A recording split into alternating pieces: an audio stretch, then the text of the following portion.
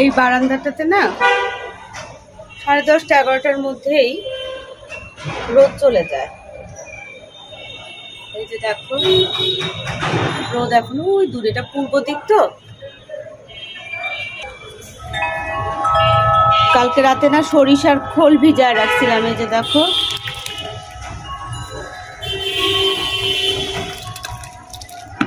অনুমান বুঝি নাই, অনেক বেশি হয়ে গেছে। যাই হোক, সব গাছেই আজকে এই সরিষার খোলের পানিটা দিব তো, কিন্তু গাছে পানি দিতে এসে আমার মনটা এত খারাপ হয়ে গেছে। এই যে দেখো আমার এত সুন্দর গাছটা এরকম হয়ে গেছে। প্রথম কথা হচ্ছে এটা না এই সাইডে ছিল, অনবরত রোদ পড়ছে আর পানি দেওয়া হয় নাই। মাসুদ আহমেদ বললো যে পানিটা আমি খেয়াল করি নাই, ভুলে গেছি। আমি তো দেখিই নাই, কারণ পানি উনি দিচ্ছিল তো। তখন এটার মধ্যে বেশি করে একটু খোলের পানি দেই। অনেক জায়গা না শুকায় গেছে, এই যে দেখছো। ইস, এত সুন্দর ছিল গাছটা। এখন দেখা যাক হয় কি না। আবার হবে পুরা মুড়ে, মানে শেকড় তো আর মরে যায় নাই, কিন্তু পাতা ঝরে যাবে আর কি। এই সব গাছে না একটু করে খোলের পানি দিয়ে দেবো, বিশেষ করে স্পাইডার প্ল্যান্টগুলোর জন্য বেশি দরকার।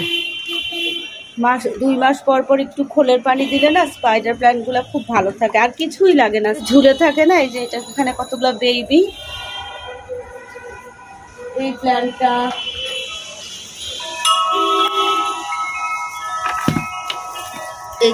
এই প্ল্যান্টটা এইগুলাতে একটু না খুঁচে খোলের পানি দিয়ে দেই। আসসালামু আলাইকুম। দক্ষিণে বারান্দায় তোমাদের সবাইকে জানাই অনেক অনেক অনেক স্বাগত। সবাই কেমন আছো? আলহামদুলিল্লাহ আমরা একদম ঠিকঠাক। আর আজকে হচ্ছে মঙ্গলবার। আজকে কয়দিন ধরে প্রচন্ড গরম পড়তেছে, সেটা আর বলার মানে কোনো অবকাশই নেই, বুঝছো। গরমে একেবারে অস্থির হয়ে যাচ্ছি। তো বারান্দায় আসছি হচ্ছে রাতের বেলা না, যে কাপড় শুকাতে গেছিলাম, বিছানা চাদর, তারপরে হচ্ছে ডেইলি ইউজের কাপড় চোপড়, তার সাথে 3টা বিছানা চাদর। তো চাদরগুলোকে না এক এক করে শুকায় ফেলছি দোনোটা। এটা বাকি ছিল। এই চাদরটার রংটা একেবারে ডিসকালার হয়ে গেছে, বুঝছো। কিন্তু এত আরাম লাগে না এই গরমের দিনে। ওরে বাবা রে বাবা, কি রে বাবা, চাদরটা দেখি লম্বায় শেষই হচ্ছে না। এই যে এটার কথা বলছি, এটা না বেশ কালারটা ফেড হয়ে গেছে, কিন্তু এত আরাম লাগে বলার মতো না। তো এই যে সমস্ত কাপড়গুলা এক এক করে না, এই যে পার্ট বাই পার্ট এখানে রাখতেছি। আর দেখো ঘামায় অস্থির হয়ে যাচ্ছে। এই যে ঘামাচ্ছি না, পানি নিয়ে হাঁটতে হয়, বুঝছো। গাছগুলোর অবস্থাও না একেবারে খারাপ। সকাল থেকে এই জায়গায় খুব রোদ আসে, তারপরে হচ্ছে বেলার সাথে সাথে রোদ কমে যায়। এই অরণ্যের বারান্দায় বেশি রোদ আসে আর কি। ওইখানে একেবারে মানে বেলা 1টা 2টা পর্যন্ত রোদ থাকে, আর এখানে হচ্ছে 10:30 11টার পরেই রোদ চলে যায়। তো এখন 12টার মতো বোধহয় বাজে। উড়ে হট চারিদিকে। পানিটা একটু খাবো, তারপরে চলো রান্নাঘরে যাই। রান্নাঘরে অবশ্য কোটা বাছা কিছু করে ফেলছি। এখানে হচ্ছে পেঁয়াজ, একটু শুকনো মরিচে দিলাম, আর এখানে দিলাম হচ্ছে পাঁচফোড়ন। গন্ধ বের হলে না এখানে হচ্ছে বরবটি, আলু আর বেগুন, একটা মিক্স সবজি করব। আর এখানে দেখো মাংসকে আদা রসুন সামান্য হলুদ মরিচ দিয়ে না ম্যারিনেট করে রাখছি। আর এখানে পেঁয়াজ লাল করতেছি। তো পেঁয়াজটা ব্রাউন হয়ে গেলে না একটু পেঁয়াজ নিয়ে এই যে এখানে দিব। তো এটার মধ্যে আদা রসুন দিলাম, আর হচ্ছে বেশি করে গোলমরিচ দিব, এই যে। আর ওই যে পেঁয়াজ বেরেস্তাটা দিব, আর দিব হচ্ছে গরম মশলা। বেশি হয়ে গেল নাকি? দিয়ে এটাকে একটু মাখাবো, জাস্ট এটা তেলের মধ্যে ভাজবো, বুঝছো, হাঁড়ি কাবাবের মতো। একটু দই দিলে খুবই ভালো হতো, টক দই আর কি, কিন্তু বাসায় এখন দই নাই।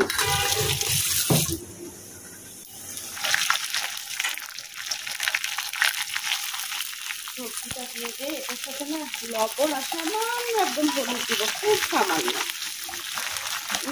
এই যে একদম বেরেস্তার মতো হয়ে গেছে, এখন মাংসটা দিয়ে দিব।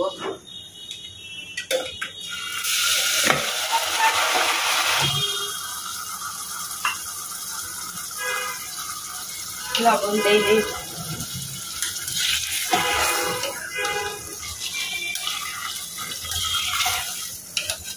চাকরিটা কষতে থাকো।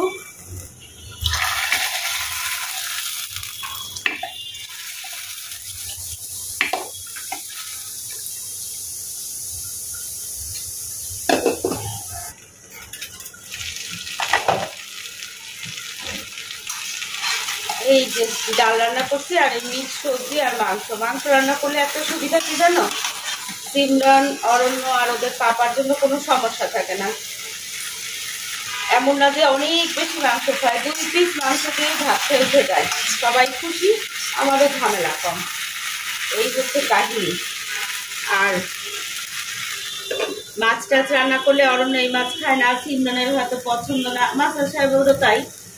তো সুতরাং বিভিন্ন প্যাচের মধ্যে পড়ে যাই আমি। আর মাংস না অল্প করে করি কেন জানো, এই মাংসটা যদি থেকে যায় না তাহলে আবার কালকে যে খাবে অরণ্য পছন্দ করে না খুব একটা, এই জন্য অল্প করে কেউ করি। আর এই নলিটা না সিমরানের, এই নলির ভিতরে যে ইয়েটা থাকে ভিতরে, ওগুলো সিমরানের খুব পছন্দ, এই জন্য নলি খুঁজে খুঁজে নিয়ে আসা হয়। এই হচ্ছে রান্না বান্নার ইতিহাস। আর এই সাইডে এই যে দেখো পেঁয়াজ বেরেস্তা করছিলাম বললাম না,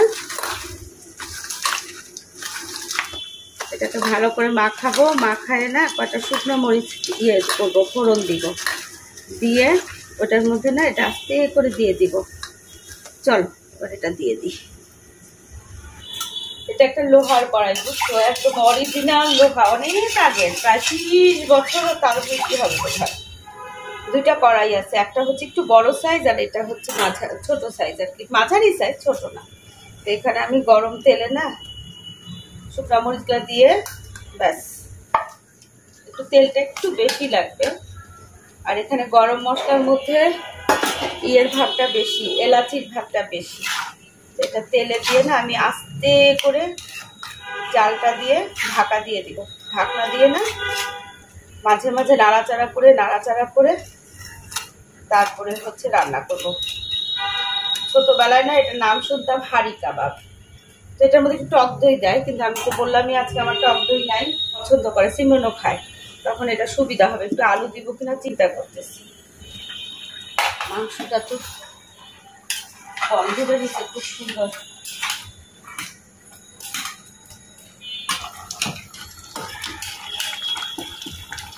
গন্ধ বেরিয়েছে খুব সুন্দর।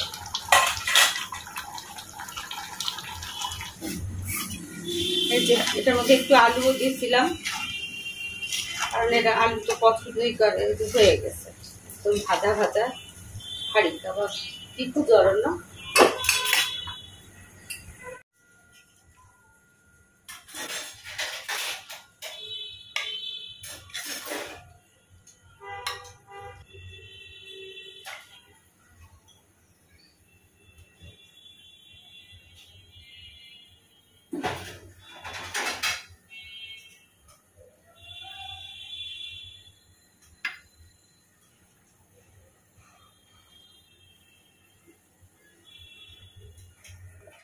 আলুটাও হয়ে গেছে।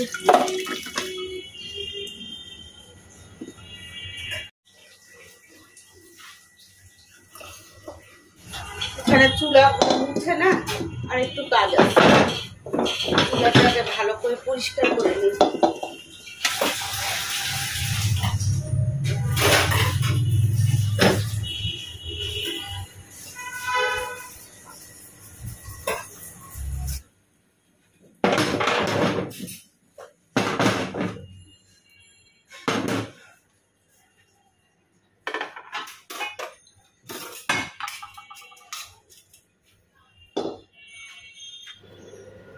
রান্নাঘরটাকে ক্লিন করে ফেলছি, কিন্তু না এই যে দেখো ঢাকা দেওয়া, চুলায় হচ্ছে প্যান দেওয়া, কাজ আছে আর একটু, কিন্তু আপাতত এখন না।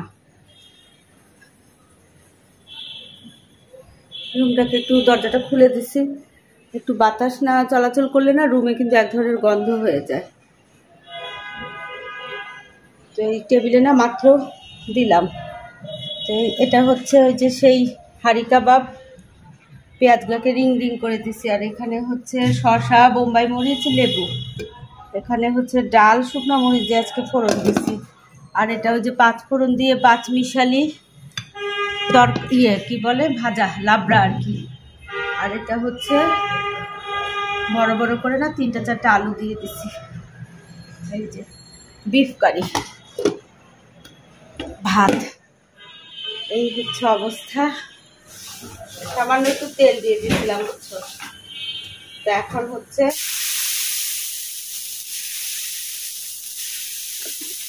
কি করে না পাটি সাপটা একটু খেয়ে দেখো।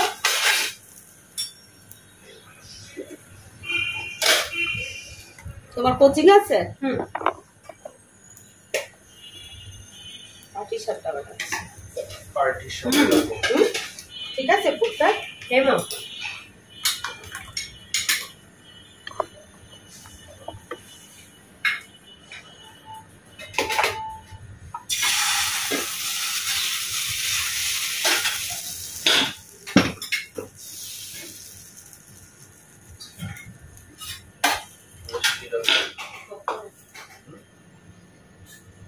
এখানে এখন এই পুটটা দিয়ে দেবো।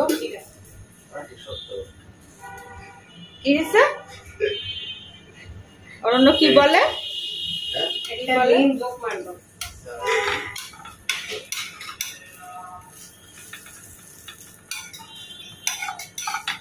নলি খুঁজে খুঁজে রাখছি, একটা একটা করে যেদিন রান্না করবো সেদিন দিব এসে।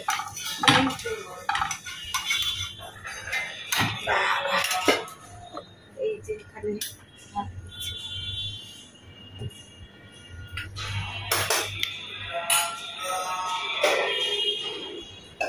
মোবাইলটা রাখছে এখানে, কালকে বুঝেটা রেখে মনে হয় ঘুমাই গেছে নাকি।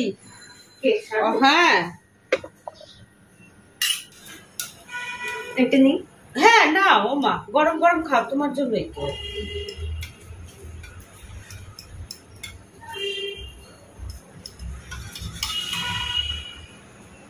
অনেক মজা আছে তাই? হ্যাঁ তোমার মজা লাগলে আমার খুব ভালো লাগে। মা হ্যাঁ এটা তো গরম হয়ে গেল না ব্যাটারটার জন্য। ওই যে প্রপোর্শন আছে না ময়দা আর চালের গুঁড়া, ওটা প্রপোর্শনটা ঠিক হলেই নরম হয়। আবার ফুল যদি চালের গুঁড়া দিয়ে পারো না তাহলে একদম শক্ত হবে, মানে ঠান্ডা হয়ে গেলে। কিন্তু আমার আম্মু চাল দিয়ে বানায়। হ্যাঁ আমি করি কি, একটু পোলাও চাল আছে না, পোলাও চালকে ব্লেন্ডারে গুঁড়া করে তারপরে অল্প একটু পোলাও চালের গুঁড়া দেই, ময়দা দিই। আম্মুকে বলবো বানাই দিতে, ওইটা ভালো লাগে। আমার তো ইয়েটা মজাই পুরটা। আমি তো গেটিস দিয়ে বানাই, খিসা তো আর থাকে না, যখন খিসা থাকে তখন তো খিসাই, বুঝছো।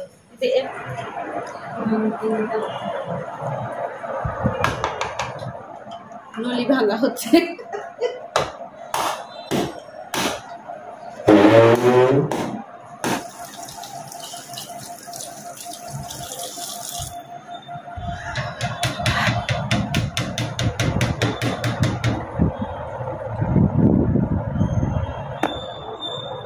বুঝছে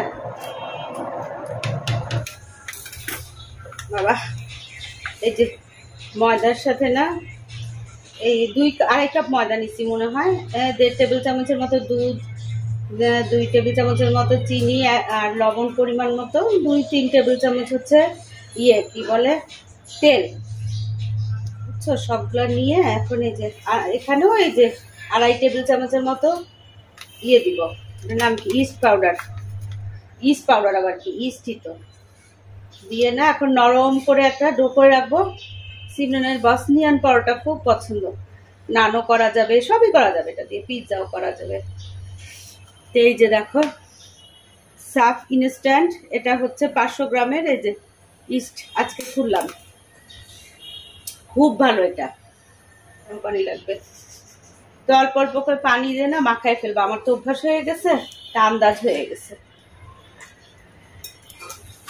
প্রত্যেক সময় মনে করি কি এই যে আটা ময়দা মাখার সময় না আংটিগুলো খুলে রাখবো, যখন মাখা শেষ হয়ে যায় তখন মনে পড়ে। বুঝছো সিমরান, কি কাহিনী বলো।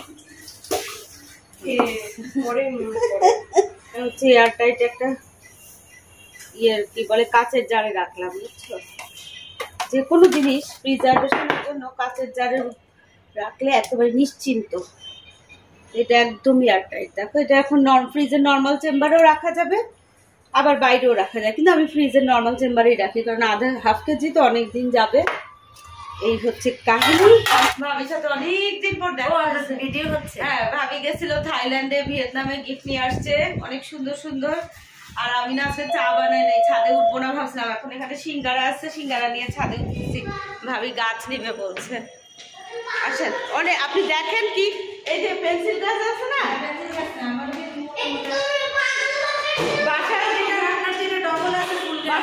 দেখছেন সূর্যটা এখানে যা ভাল লাগে, দেখছেন ভাবি। হ্যাঁ, তো সূর্য কলা গাছ, সূর্য এটা এখানে ছবি তুলুন, তাহলে ছবি তুলবো আমি এখানে কলা গাছের সাথে। আচ্ছা দাঁড়ান, কলা গাছ ছাদে উঠছে না। হ্যাঁ আসেন ভাবি। হ্যাঁ করবো এগুলা, না এগুলা ঘরে হয় না ভাবি, তাহলে তো সব আমার বারান্দাই থাকতো। এই যে বসেন ভাবি।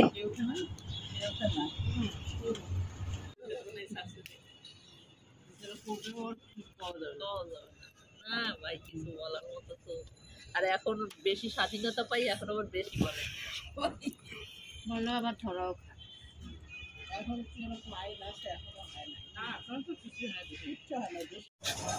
ভাবির জন্য একটু, নীলু ভাবির জন্য একটু পুঁই শাক কাটি।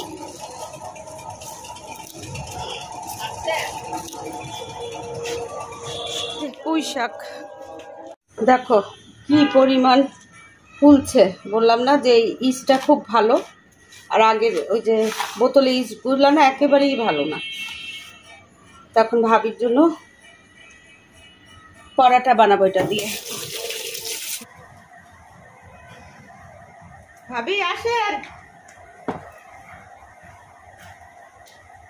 কি ফুলা ফুলছে, ওই ইস্ট গুলা না খুব ভালো, বুঝছেন। হ্যাঁ, কিনছি তো ওই ইস্ট গুলা ভালো, কিন্তু বোতল ওই যে ওখানে বসান ভাবি। হ্যাঁ থাকে, কেন থাকে, বোতলের ইস্ট গুলো আছে না, এগুলো নষ্ট হয়ে যায়, ফুলে না। ও আপনি কি হিসাবে কিনছেন? আমি কেজি হিসাবে হাফ কেজি কিনছি। ও কৃষি মার্কেটের ওই যে ইয়ে থেকে? না, এটা আগোড়াতেই পাইছি আপনারা ইয়ে।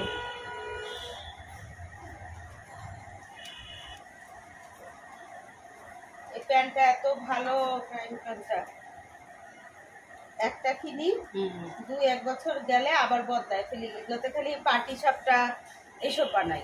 আচ্ছা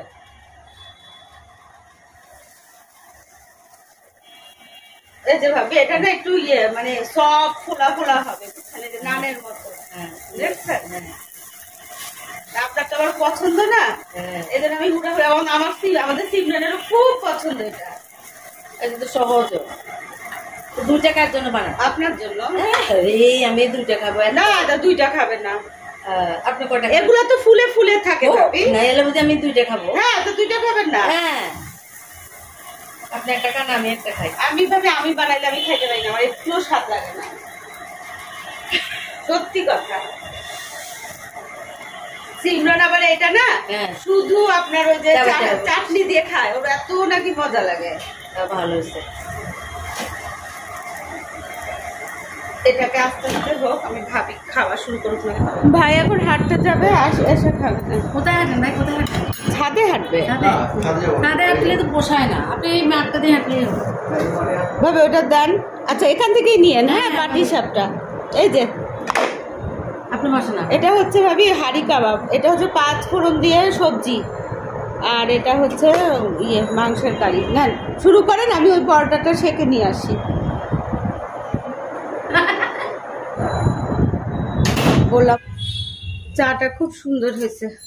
ভাবি না একদম চিনি খায় না, যার দরুন আমিও একেবারে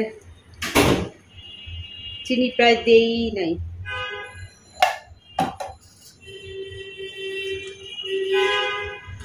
আমি অল্প একটু খাবো, ব্যাস এটুকু মশলা আমাদের জন্য।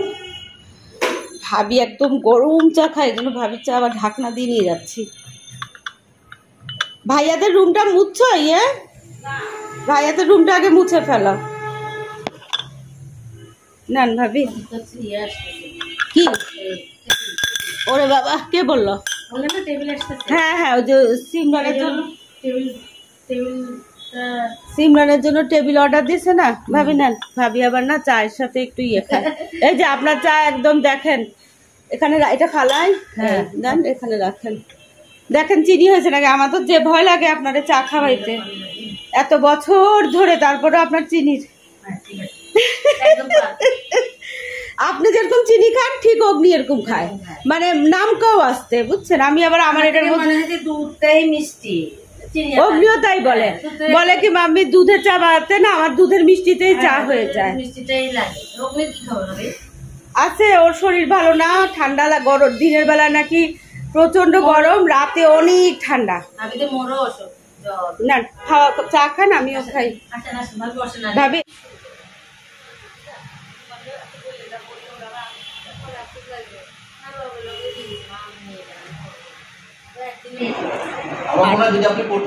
আটটা বাজে, এই যে 8টা বাজে। ভাবিকে এখানে কিছু গাছ, ঘরের থেকে কিছু গাছ টাছ দিলাম। আর হচ্ছে আপনার আপনার টিপু ভাই আরেক খতম প্রায় হয়ে গেছে না? হ্যাঁ হ্যাঁ মাশাআল্লাহ। এক ব্যাগটা এখানে দেই, এখানে গাছ আছে, আর একটু ওই যে ছাদের শাক আর এখানে মাসাদ আহমেদার ভাবি ওই যে কোরআন শরীফ নিয়ে কথা বলতেছে আর কি। ভাবি আর আমি আবার সহি করে পড়ার চিন্তা ভাবনা করতেছি। এই হচ্ছে অবস্থা।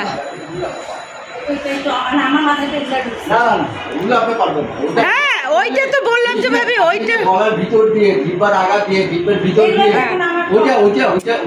আপনি এগুলো কে আপনার মাথায় ঢুকায়? হ্যাঁ ভাবি, আল্লাহ হাফেজ। হ্যাঁ আল্লাহ হাফেজ।